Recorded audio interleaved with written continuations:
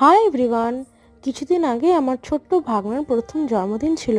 তো সেই জন্য আমরা চলে এসেছিলাম মামার বাড়িতে। একটা কোনো অনুষ্ঠান হলে কিন্তু ফ্যামিলির সবাই একসাথে অনেকদিন বাদে হয় আর অনেক গল্প আড্ডা করা হয়। আর এখানে যে দেখতে পাচ্ছ সব আমার মাস্তুতো মামাতো ভাই। আর এই হলো ছোট্ট পূজা দিদি আর বাকিরা মিলে খুব ভালোবেসে ঘরটাকে ডেকোরেট করেছিল। এই হলো আমার মামাতো দিদি পিউ দিদি, আজকে ওর ছেলেরই প্রথম জন্মদিন আর পাশেই ছিল বুনু।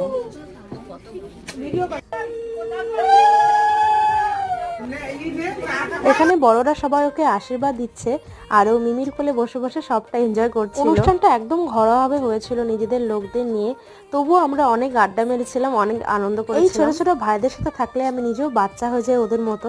তারপর আমরা খেতে বসেছিলাম।